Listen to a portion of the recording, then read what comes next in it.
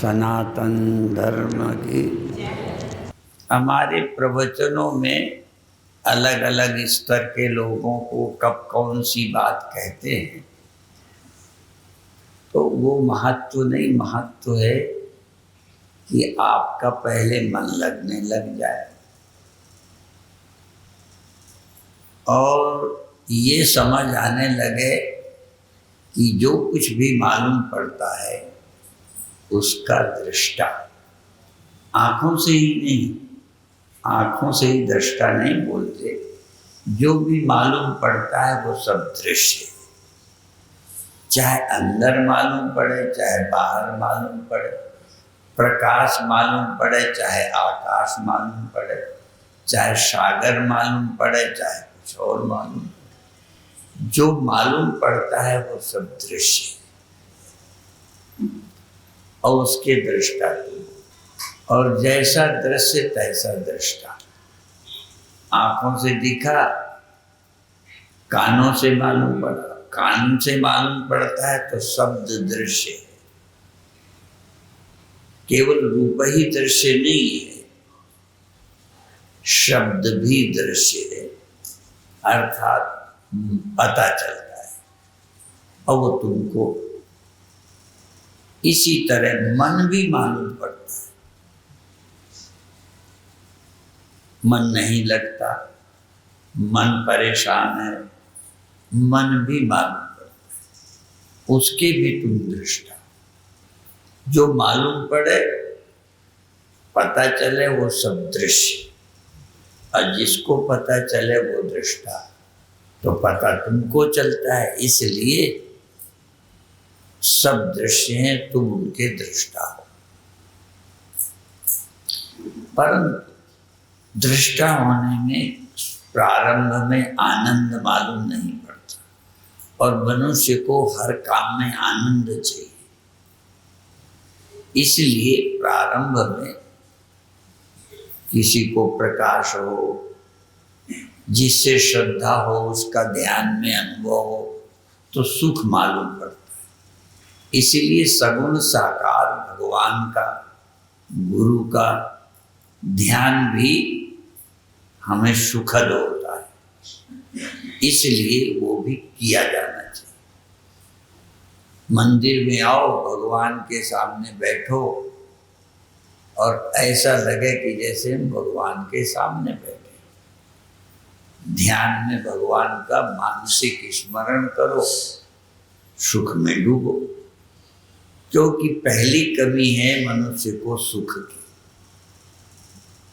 बल्कि जितने भी हम गड़बड़ियां करते हैं, चाहे पीते खाते हैं या अन्य तरह का दुष्कर्म कोई करते हैं, सबके पीछे सुख की इच्छा है। यदि सुख हमें मिल जाए तो हम नहीं भटकेंगे। इसलिए ये हमने कई बार दोहराया है कि जो मोहि राम लागते मीठे, तो नौरस खटरस हो जाते सब फीके। हमें अभी रस नहीं मिलता। जिनको जप में रस मिलता है वो गुरु मंत्र का जाप करें। जिन्हें देह के आकार का ध्यान करने में सुख मिलता है उसका ध्यान करें। प्रारंभ में ध्यान आसान हो और सुख का अनुभव हो। कीर्तन करना शुरू करो। जैसे कभी कभी यहाँ सुबह भी आरती के पहले कीर्तन के समय क्रियाएं करती हैं, तो उसमें सुख अनुभव, मन एकाग्र हो जाता। तुम भी अभी अपने आप नहीं होता, उतना अच्छा नहीं लगता, करना शुरू करो। कुछ ना कुछ हिलाओ, शरीर को करो, हिलते रहो और धीरे धीरे प्रसन्नता जगाओ। एक चीज तो आपने सुनी है, जगराता होता है, उसे कोई कोई देवी जागरण भी कहते हैं। तो आपके अंदर आनंद रूपी देवी या आनंद रूपी परमात्मा सोया है, उसको जगाओ तो प्रेम से जगता है। प्रेम ते प्रभु प्रकट ही जीवी आदि। प्रेम से परमात्मा प्रकट होते हैं, चाहे प्रेम जप में हो, चाहे रूप के ध्यान में हो, शब्द कीर्तन में हो, कोई क्रिया करने से हो, जो अंदर प्रसन्नता की सोई हुई है उस प्रसन्नता को पैदा करना। ये सब मंत्रों का मंत्र है।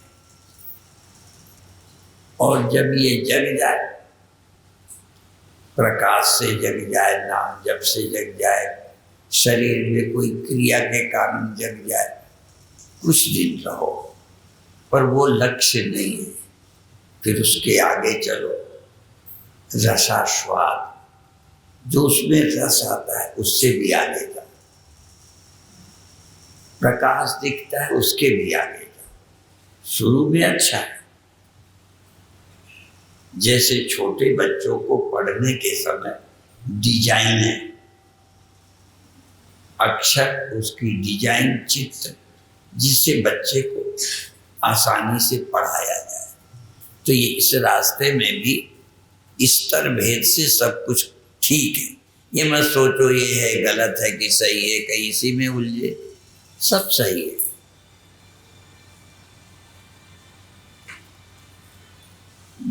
गाय वाला गा भी ठीक है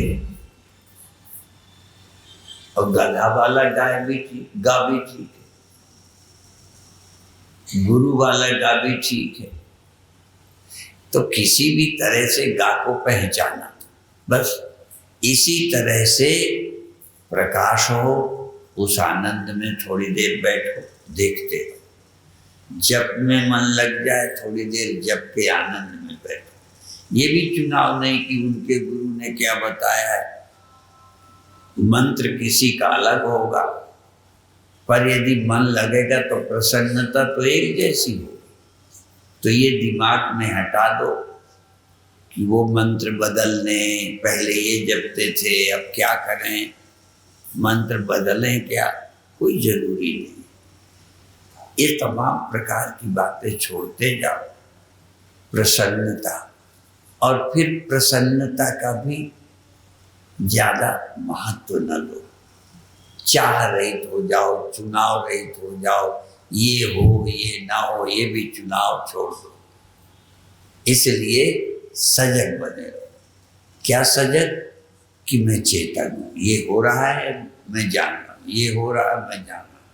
अब मैं ये जान रहा हूँ, ये वो जान रहा हूँ, बस मुझे जानने की ड्यूटी दी है। ये नहीं कि जैसे मान लो मैंने हाथ दिखाया तो आपने देखा, मान लो मैं डंडा दिखा दूं तो डंडा नहीं दिखेगा, और मैं पंजा दिखाऊं तो पंजा मुट्ठी दिखाऊं। तो इससे इतना है कि आपकी दृष्टि है, आप देख रहे हो। तो ऐसे जो भी कुछ हो उसके तुम दृष्टा हो जाओ। शब्द दृश्य, वैसे तो अंत में कुछ और बताएंगे, पर साधना का क्रम यही है। तो अभी क्या है, जो दिखाई, जो भी अनुभव होना है, ये सब दृश्य है, शब्द दृश्य है। मैं इसका दृष्टा, मैं इसका प्रकाश है। ये ध्यान रखो और इस बात का आनंद लो कि अभी तक इस दृश्य देह को मैं समझते थे, अब लगता है मैं इस देह का दृष्टा हूं। इस देह की क्रिया, हरकत, जो भी हो रहा है, अच्छा शरीर में पीड़ा, शरीर अच्छा लगता है, मैं जान रहा हूं। तो ये पक्का करो कि मैं जानने वाला हूं, दृष्टा हूं। फिर ये जाननापन भी बुद्धि वृत्ति के लिए है, इसलिए कभी सजगता है तो मैं देह को जानता हूँ, ध्यान और कहीं चला गया तो देह को नहीं जानता, तब किसी और चीज को जानने लगा। जहां ध्यान गया उसको जानता हूँ। अंत में न मुझे इस दृश्य को जानना है, न उस दृश्य को जानना है। मैं हूं, दृश्य कोई भी हो, इसलिए ये आग्रह छोड़ दो कि सागर है, कि प्रकाश है, कि आकाश है, कि शून्य है। लोग पूछते हैं कि हम यही शून्य हैं। हमें शून्य और सागर से भी कोई मतलब नहीं है। शून्य है तो उस समय तुम हो, तभी तो शून्य मालूम पड़ा। और सागर किसी को मालूम पड़ रहा तो अकेला सागर बिना तुम्हारे मालूम पड़। जैसे तुम न देखो और स्वप्न कहीं हो, होता है कहीं? स्वप्न तो मेरे को ही होगा, नहीं कहाँ से आ जाए, कहाँ है? तो सागर है या प्रकाश है या शून्य है,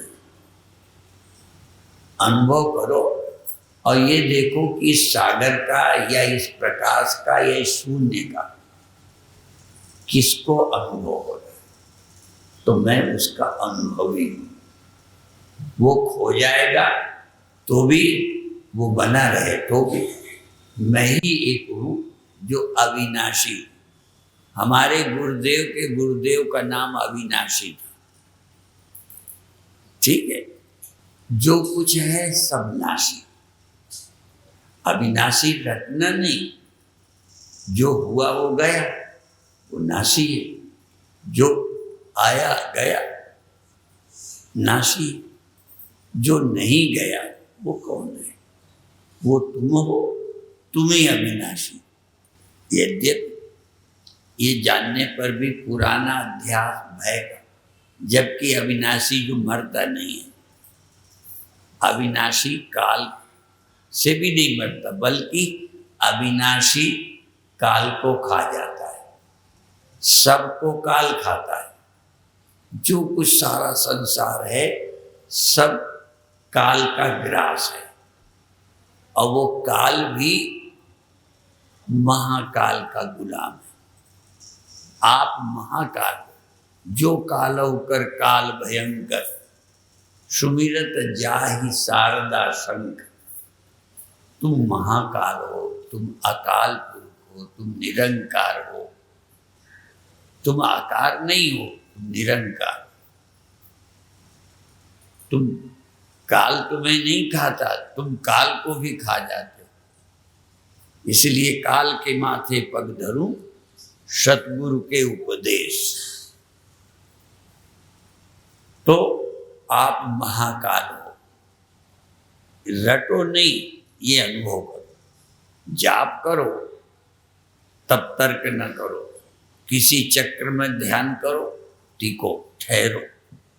ये ठहरना भी बहुत बड़ी साधना है। ठहरो चाहे जिस तरह, थोड़ी देर मन का ठहर जाना और प्रसन्न रहना। क्या है क्या नहीं है कुछ नहीं, कहीं भी ठहरो। ठहर करके प्रसन्न रहो, सजग रहो। यही साधना का सूत्र है। सजगता, प्रसन्नता और एकाग्रता। संत विनोबा ने किसी प्रकरण में कहा, कोई बात आई कि 3 शब्दों में जीवन की सफलता का सूत्र बताओ। 3 शब्द। तो विनोबा ने कहा कि मैं 3 शब्द नहीं, एक ही शब्द को 3 बार कहूंगा। सफलता का सूत्र एकाग्रता, एकाग्रता, एकाग्रता। 3 शब्द नहीं, एक ही शब्द को 3 बार। और हमें एक उदाहरण दिया करते हैं, जब किसी को दीक्षा देते हैं तो कहते हैं कि जून की दोपहर में रुई रख दो, इतना बड़ा सूर्य, रुई को आग नहीं लगाता। पर जिनकी आंखें कमजोर हैं, उस शीशे को लगाओ और थोड़ी देर उसकी रोशनी रुई पे डालो, आग लग जाए।